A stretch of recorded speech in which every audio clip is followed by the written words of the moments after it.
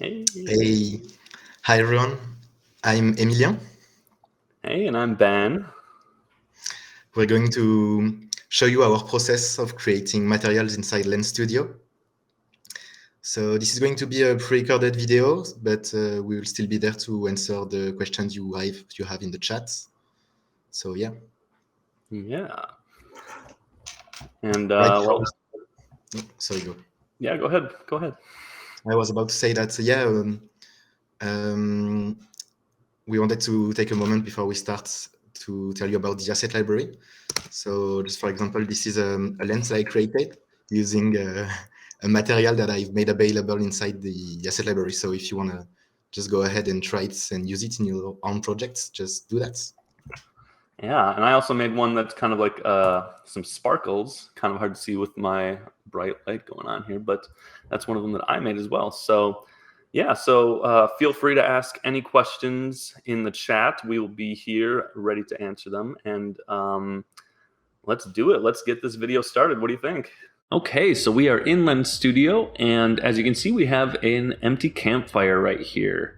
As you can see, it's tracking to the ground. That can be pretty easily done with the World Object Controller, and we can just add that by going to the Objects panel, go to Helper Scripts, and find the World Object Controller right here.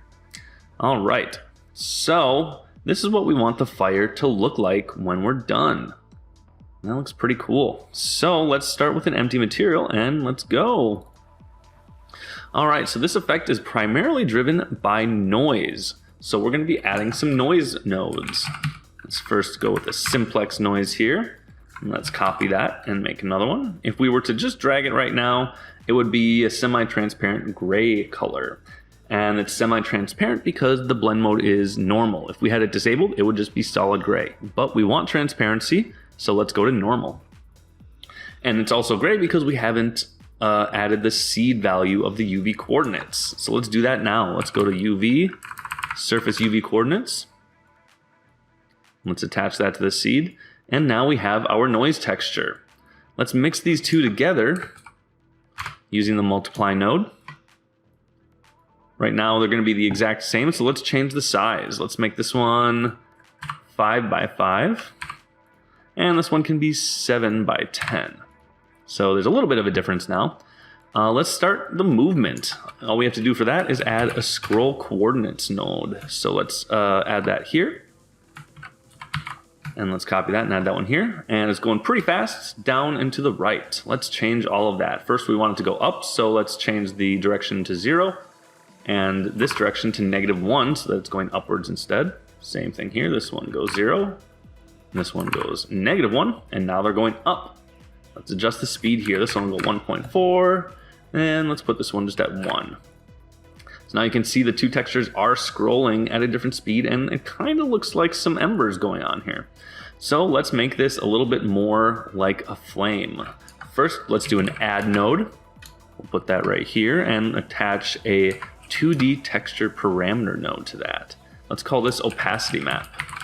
You can see it's already added, but I will show you what that texture is. So basically in Photoshop, I just kind of created this oval shape with a kind of white to black fall off with a soft edge. So you can see that that intensified the color quite a bit, but it still isn't in the shape of a flame. So let's just add a multiply node and multiply it from that. Now we have the flame shape. That looks good, but we still have black edges. So let's get rid of that by singling out the alpha channel. So we will go and add and construct vector node. We'll change the dimensions to 3 so that we have the top values being RGB, and this bottom single one is going to be the alpha. So now it disappears because the alpha channel is at a 0 value. If we put it to 1, it'll go right back to normal. So if we just attach this right here, it'll look like a flame, and we'll adjust the alpha output a little bit later, but for now, this is looking good. All we need to do now really is add color. And if you remember from the previous material, let me go back to that. It actually has 3 different colors. It has this inner color, this middle color, and then this outer color. So what we're going to want to do is add some logic into this material so that we can determine where the inner, middle, and outer colors are going to be. First, let's start by adding the color parameter nodes so that we can control that easily in the inspector. I'll call this one the inner color. This one will be the middle color. And finally, the outer color. All right, so we will leave these here for now. And the way that we're going to determine where the colors are is by using some is less than nodes. This is basically asking between two inputs. If the A input is less than the B input, then this will output true. Otherwise, it'll output false. So let's add a couple more parameters. We're going to do float parameters because this is going to determine the thickness of that inner, middle, and outer color. So let's call this one the middle thickness. And we're going to want it to be from 0 to 1 because we're going to normalize those values, which means make it from 0 to 1, basically. And this one will be the inner thickness. So let's drag this inner thickness down here. We're going to put this middle thickness up here. To normalize it, we just do a 1 minus. And then let's move this construct vector value up here because that's going to be the output. We're going to actually grab this multiply output, bring it up to the top. So if that is less than the thickness, then we're going to output a certain color. So to do that, let's add an if-else node. This is going to take in this condition, and based on whether it's true or false, it's going to output these two, which is going to be the color. So let's have the outer color be up here. And then we can have the middle color be right here. So let's see what that looks like. All right. And if you can see that if I change this, it changes the thickness of that outer and the middle color. Let's make this one a little bit more orange. Perfect. So now we just need to add that inner color because now we have the outer and the middle, but we need one more. And to do that, we need to add a little bit of extra logic to make sure that it works properly. Basically, we want to make sure that the inner area doesn't get bigger than the middle area. And to do that, let's add an is less than or equal node, kind of similar to the is less than one. On the top, we're going to output the inner thickness. And again, we're going to use the 1 minus to normalize that. We're going to put that right here. And then the the bottom is going to go here. And then we're also going to take this and add 0.1 to it, just to make sure that the middle thickness is always a little bit bigger than the inner thickness. And then this is going to output to a conditional node, which is kind of similar to the if-else node. If this condition is true, it's going to output this. If it's false, it's going to output this. So if it's true, we want it to output this color, which is that +1 value. And if it's not, we just want it to output the inner thickness of it. So like that. Let's move that down here. All right, so now we have this ready to go. Let's add another is less than so that we can get that inner area.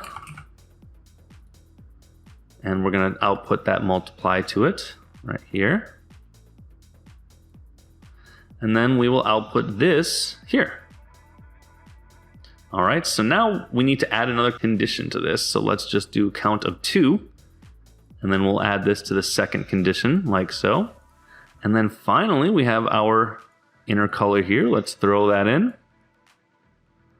And there we go. Let's make this a little bit more yellow. Oops, I swapped these in the wrong order. Let's put this one on the bottom. And then the middle color is going to be right here. Like that. Okay, so this is going to be more orangish. This one's going to be more yellow, like that.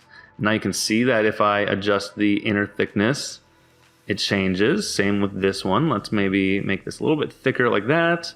Maybe this one a little bit thinner. And there we go. We are pretty much finished. One last thing that we can do is add one extra bit of control over our opacity. So I'm going to add a multiply node. And then I'm going to attach this value here to the top of that multiply node. And then on the bottom, I'm going to add another float parameter from 0 to 1. I'm going to call that opacity amount. And then we're going to output this to the alpha channel. So now we can just kind of control if we want it to be a little bit more transparent or not. And there we go. So now we have the pixels of the material all created. Now all that's left is to add some vertex animation to it. And to that, I'm going to clean this up a little bit, maybe add some comments, and then send it over to Emilien. Thanks, everyone. Thanks, Ben. Now, using Vertex Shader, we are going to see how we can add a bit of depth and animation using a combination of vertex displacement and shader instances. First of all, to do anything with vertex, we are going to need more of them. The actual geometry is just a single face, so I went ahead in Blender and created a subdivided plane to replace the geometry. Let's make ourselves a bit of room, and let's start by building the noise that's going to displace the actual geometry. Let's create a Voronoi noise, add his UV map, and plug it inside the color output of the shader. We can see that it's only grayscale right now. In order to displace it in multiple directions, we're going to need the noise for each axis stored in red, green, and blue channel. So let's add 2 additional Voronoi noise and plug them to a construct vector. Once you're working with vectors, we can't just visualize them by plugging it in the color output because it's missing the alpha channel, and that makes the plane fully transparent. So if we use the swizzle node and set the operation to x, y, z, and 1, that doesn't change our free values, it's only adding a fully opaque alpha channel. As you can see, we're back to grayscale noise, and that's because the free noise are perfectly overlapping. Let's change that by using different offset values on the Voronoi, and we can already see our noise being RGB. Now let's animate that noise using the same technique that Ben used with the scroll coordinate node. Let's plug that after the UV map and set the direction to 0 and -1. To displace the geometry using that noise, we are going to get the actual vertex position, modify it, and plug it back into the vertex shader output. So let's get a surface position node, and in order to get a better control on moved or moving objects, let's switch the space to objects, do our modification, then turn it back into world space using a transform vector node. We can now add our RGB noise to the surface position, and we're already seeing some vertex movements. This is a good time to start exposing parameters to play with. The first one could be a displacement intensity controller. Let's create a float parameter, rename it, enable min and max to get a slider in the shader parameters. And for better organization, let's put it to a group so they don't end up mixed with bands. Some other obvious parameters to expose right now would be noise scale and scrolling speed. So let's create them and add them to the existing group.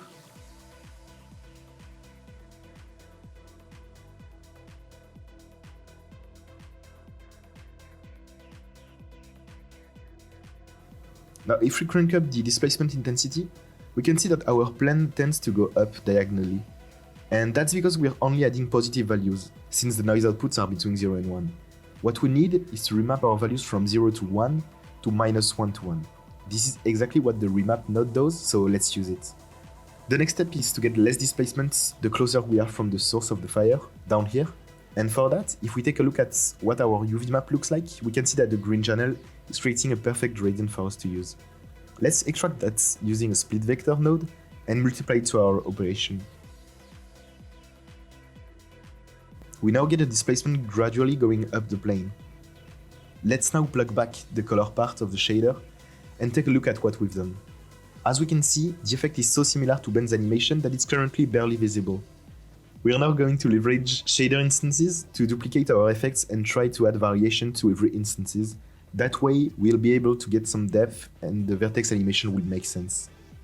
If we go to the material parameters and start adding instances, we'll only see the fire getting more opaque. And that's because each instances currently get the same treatment and so are stacked on each other. Let's reduce the opacity to get back to where it was. We are going to create an instance ratio node, which basically takes our instance IDs, in this case from 1 to 15, and automatically remap them into 0 to 1. That's really useful whenever you want an effect to have the same range wherever you have 10 instances or 100 of them, for example. Let's plug that to the offset of the noise and back to the values we had.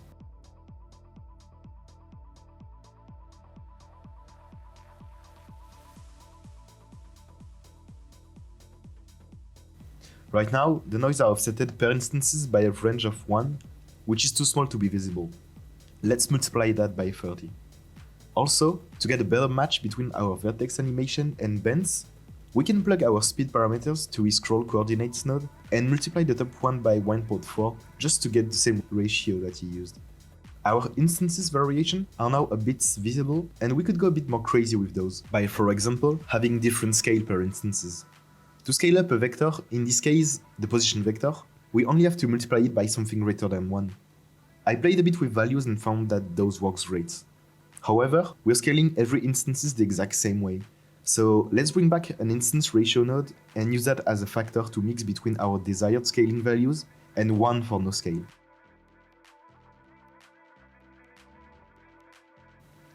That's working, but our fire is now completely out of position because how we've set it up, the scale operation is currently using the 0 location as a pivot point. Let's work with that by offsetting our object up before scaling it, then moving it down afterwards. Let's use a constrict vector and plug those to the 2 operation. Set the y value to 0.9 to get to the source of the fire, and now we have our variation in place. Let's create a final parameter to control the instant scaling, and we're ready to just play with the values until we're satisfied.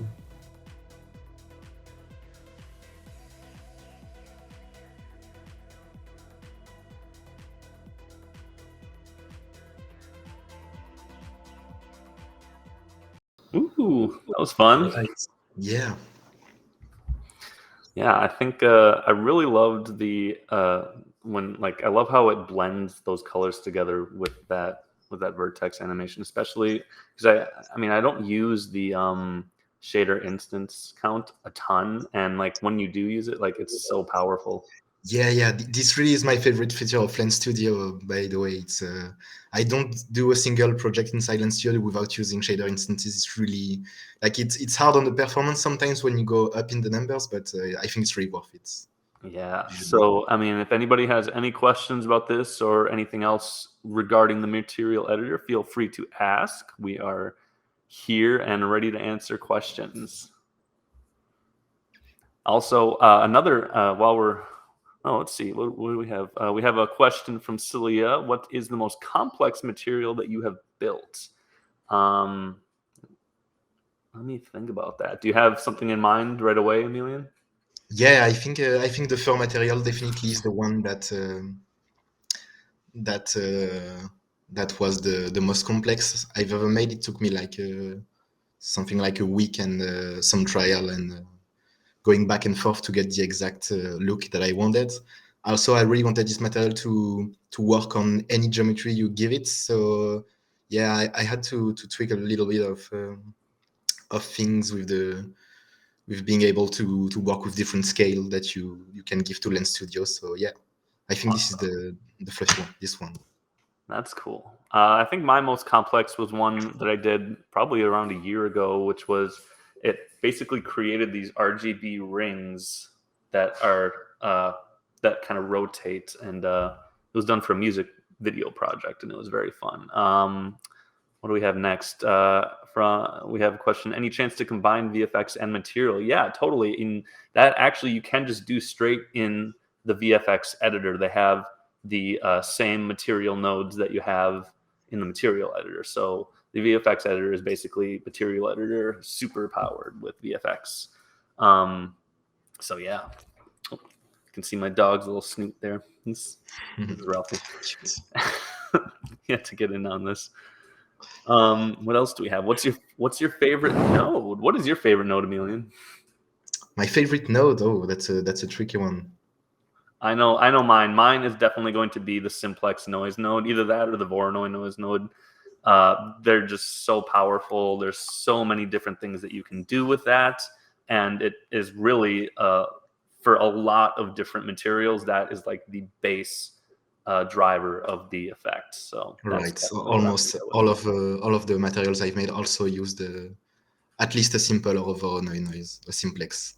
Yes. Yeah, I think my favorite one is the instance ratio, and it's mostly because before finding out about the instance ratio node, I was doing that by myself using like a remap and an instance count. Oh. It was so much pain, and when I discovered that, it saved me like a minute or two on every project. So yeah, love it. Yeah. What else do we have here? Is there a connection between VFX and material editor? Yeah. Well, like, do you mean like connecting the two together? I think one of maybe Kurt can correct me if I'm wrong, but I'm pretty sure that the VFX editor just has all the capabilities of the material editor. So, like, if you wanted to do a VFX with like a custom material in it, you can really just do that. Oh yeah. So what Celia just said was that you can just copy and paste from the material editor into the VFX editor, so you can bring that all together. So yes. Right. No love for random noise, I see from Salia. Random Oh, noise is actually what I used for the for this glitter one. So yes, there are use cases for the glitter. I like Simplex and Voronoi because they have that smooth fall off, and they're just really fun. Do you have any ideas for materials you want to make? There's one I've been trying to do for some months right now, and I've been going back and forth in Silent Studio from time to time to try and do it, and it's a subsurface scattering material, and I've been doing a lot of try and without any success. Is there one, Ben, that you want to do next step? There's kind of one. It's kind of like a capability that I've been thinking about, which I think will eventually be ready, or if not now. But I want to be able to kind of create these like 3D I guess volumetric effects with the material editor, and I believe the things that I've been thinking of are now pretty much available with the new VFX and also the SDF generation. So I just need to take some more time to dive into it, and I think it'll be doable now. Nice. Yes, Kurt says it'll be even easier in the future. I like the sound of that. Awesome. I like the sound of that me a lot. Yeah. So let me think here. Emilien, one thing that I was wondering about with yours is with the vertex amount, like how I didn't catch it. How many vertices were you using for that plane? So I think it was just a plane that I subdivided 3 or 4 times, so it was around 100 vertices. Oh, wow. Okay. That little. There's a few times when I'm working on a material and I didn't plan the vertex displacement. I'm always forced to go back inside my DCC to just get some more vertex. Yeah. See, that's what I always thought too. Is like it. I mean, especially for these effects, when you're doing some effect like on a plane. Another example I can think of is water. Usually is the more vertices, the better, right? Like to get a more realistic vertex distortion. But then, of course, you have to keep in mind like performance and not get over the top on the vertex counts. But yeah. Yes, it's all a trade-off. And another really cool thing that makes the material editor really powerful is the ability to script some of these parameters in real time. So one example I can think of is using in combination with the audio ML that's available, so that you can take the audio input and send that to certain parameters. An example I can think of that I've done in the recent past was a kind of a synth wave lens, where you have like that background, that kind of grid behind you, and when the audio detects the audio level rises, then so do the vertices of the ground behind me. So it's like nice. That synth wave effect. I see. Nice. There's Salia saying, do you have messy shader graphs, or do you need or you need them clean? Sorry.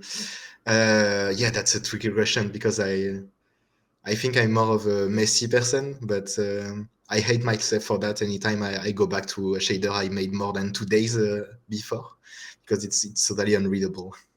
What kind of person are you, Ben? It completely depends on if anybody else is going to see that material. Yeah, right. Like for this one, for example, probably would have looked a lot different if it wasn't being shown to the world. I can already see the parameters not being renamed and Yes. what a Yes. mess. Commenting is always useful too, especially with material editor, because it can very quickly get very convoluted, lots of different branches of things. So commenting makes things much easier for yourself. Because I mean, I know for myself personally, I've like revisited material that I created months in the past, and I'm like, what is this even doing? You know, like, and Right. it would be much easier if I just had some comments in there. Of course, of course.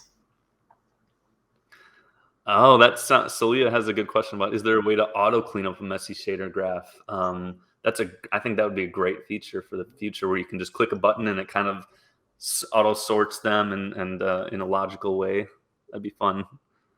Yeah, clean up those spaghetti graphs. Yeah.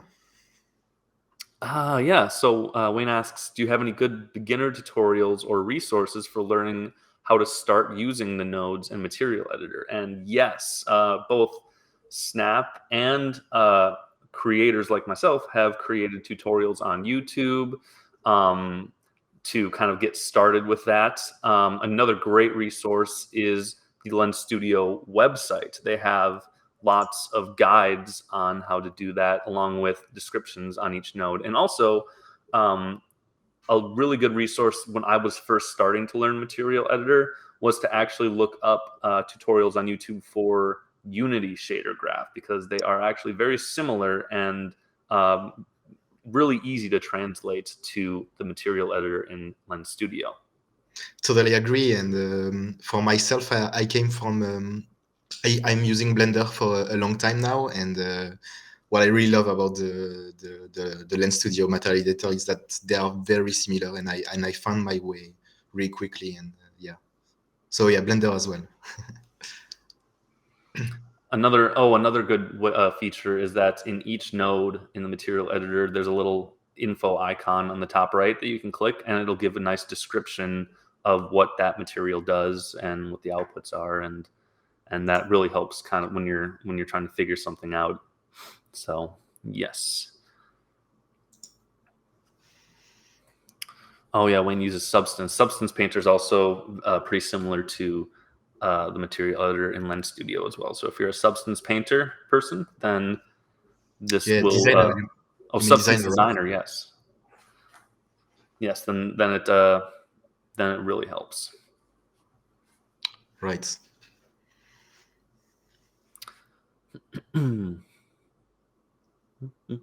Procedural is the future. It is. We have Scott saying, I worked on one that we had a cloth algorithm running on all the nodes, and you could pin some and let the others float around. That's probably the worst feature ever. That sounds like a really interesting implementation. I'd love to see that. You should post that Snap link here so I could try it out. Yeah, I would love to.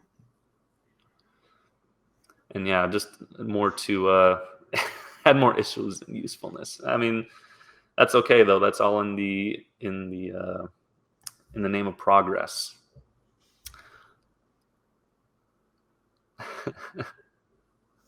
Yeah, so I think looks like we are pretty close to wrapping up here. So thank you everybody for joining in and asking these awesome questions. Hopefully you learned at least one thing about the Material Editor and its awesome power.